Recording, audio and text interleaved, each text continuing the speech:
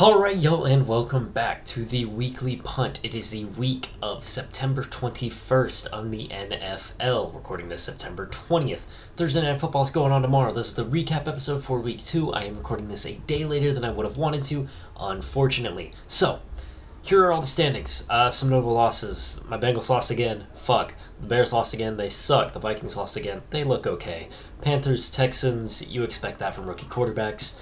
Patriots are ass. Chargers, they're going to be fine. Broncos are awful. The Cardinals, everybody knows they're awful. The Giants, great comeback win. The Cowboys look like one of the best teams in the league. 70 points scored. They've only allowed 10. There's no other team even close defensively to them, or offensively, for that matter. I think the closest is the Packers at 62 points, and they're not going to stay consistent like that. The Cowboys 49ers, the two best teams in the league by far. Let's jump right into it. We had a great week 2. News from around the league. Step 1, Saquon Barkley, week to week with an ankle sprain. This man cannot stay healthy, unfortunately. He had that big contract discussion. He was holding out through all of training camp. Unfortunately, he is injured. I want to see him get his money, get that one big contract, and just retire, man. Moving on, Cam Akers got benched all of a sudden. He had looked good week 1, honestly, and it really seemed like they were gonna use him this year. Finally, he subject to trade talks. He got benched last week. Suddenly made inactive. He tweeted something about it. Since then, as of a couple hours ago, breaking news, he has been traded to the Vikings, which is good. It's a good solid pickup for the Vikings. Joe Burrow hurt his calf again. It was a tough loss for the Bengals. For the first half, they played absolutely atrocious, and then the second half, they started looking like the Bengals again. I think Joe Burrow had 200 yards just in the second half. He might have thrown that pick in the second half, but he looked good. The Bengals offense started looking like itself. Patrick Mahomes' contract got restructured. He is now getting paid the most amount of money of any NFL player across a span of 4 years. It's going to free up a lot of cap space for the Chiefs to be able to try and continue this whole dynasty thing that they're working on building. Monday Night Football, we need to talk about it. Nick Chubb, absolutely atrocious injury. I'm not going to show the replay. I'm not going to show anything right there. You see him holding that knee. If you see the slow motion replay, I'm sorry. It is one of the worst injuries I have ever seen in sports, especially live. That is the worst injury I've ever seen. Prayers up for Nick Chubb. I hope he gets better. I hope he just plays football again. There are serious doubts that he may never play again with that injury. Some people were calling Mika Fitzpatrick a dirty player for going low like that. It's kind of so-so. Obviously, he didn't have the intentions of doing that. Going low, lowest man wins. You're always taught that. I'm not too sure. It's a terrible situation for Nick Chubb. Moving on, I have some video clips that I wanted to talk about. Washington Commanders versus the Denver Broncos. 3 seconds left. This is the last play of the game. Russell Wilson drops back, tries to throw a good pass for the first time in a long time, all the way down the field. It gets bumped and deflected 3 times. Number 89 comes down with it. Absolutely insane. They do need the 2-point conversion, though. You see Russell Wilson running down the field, getting ready to do it. 2-point conversion, weird little play action. Play didn't really look like it was ever going anywhere. A lot of people were calling for a pass interference on number 26 at the end of the play here, or 25. 25, I believe.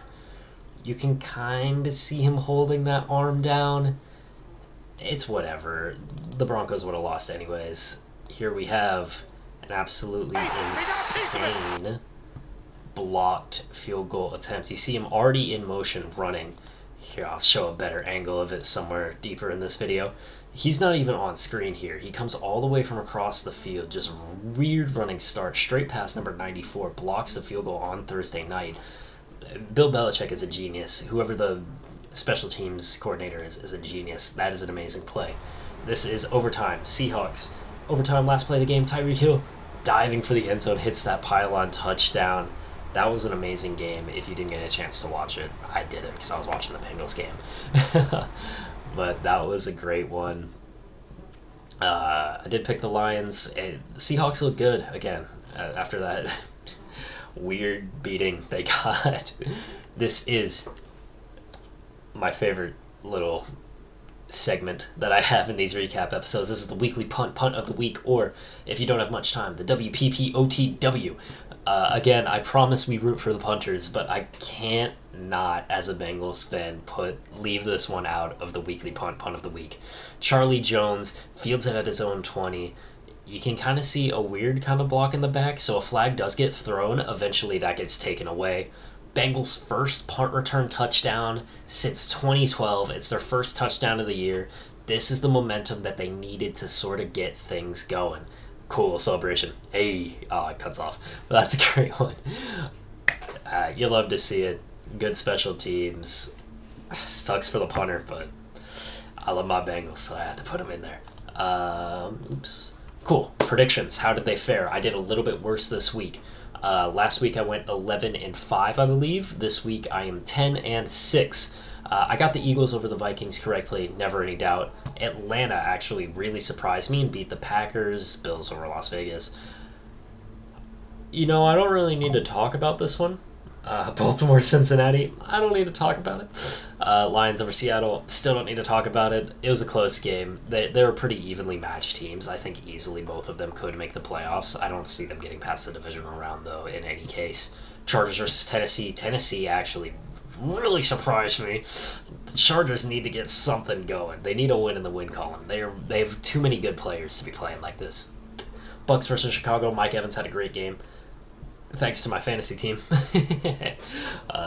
Jaguars versus Kansas City. The Jaguars looked good. They were getting into the red zone, just not capitalizing off of those big opportunities, which is what you need to do to beat the Chiefs since they are such a good team. I have a big stretch of wins here for the late games. Indianapolis versus Houston went for the Colts. Anthony Richardson out with a concussion. Unfortunately, he had a great game. Houston, who cares? 49ers versus the Rams. 49ers. Brock Purdy is pretty damn good. Giants, Arizona. This was scaring me. There was a big comeback from the Giants. It was absolutely amazing. Daniel Jones earned his money. I'm glad to see the Giants playing like that again. That is the team that everybody knows they can be. Jets versus Cowboys. Cowboys absolutely spanked the Jets. You don't expect the Jets to be good, but the Cowboys are insanely good through the first 2 weeks of the year. Hoping they don't do that Cowboys fall off thing again. I'd love to see the Bengals and the Cowboys. In the Super Bowl, Commanders versus Denver. Went for the Commanders. That was a little bit of a risky pick, but it paid off very, very well. You saw in that clip the 2-point conversion didn't go. Probably should have been pass interference, but at the end of the day, that's life. Life isn't fair. Commanders beat the hell out of Denver. Shout out to my coworker AJ. That was a tough loss for him to witness at work. Miami versus New England. It's the Dolphins. They're one of the best teams in the league. New England doesn't stand a chance. Shout out to my other coworker Pablo. The Patriots are ass. Saints versus Carolina. I went for the Saints. Very mid game. It was not fun to watch, but we had a good one in Cleveland versus Pittsburgh. I went for the Browns. Pittsburgh. Going for it. It hurts my heart to root for the Browns. I fucking hate the Browns. They're the worst team in the goddamn league. It hurts me to root for the Steelers, even as a Bengals fan. Especially as a Bengals fan. But, just fuck the Browns. The Browns suck. I'm happy that I lost on this prediction. Current record, I'm 21-11. Feeling good. I'm going to be making my picks for week 3 starting out tomorrow. I did not include a little funny video at the end of this slide, and I'm just realizing that kind of sucks. Alright, I will be making my picks tomorrow. I'm sorry this is a day late for all the 5 people that watch this, myself and my girlfriend on 2 different accounts. I hope you all have an amazing day. Be a friend, tell a friend something nice. Yeah, thank you guys for watching. I'll be making my picks tomorrow. Stay tuned for the weekly punt. Thank you guys.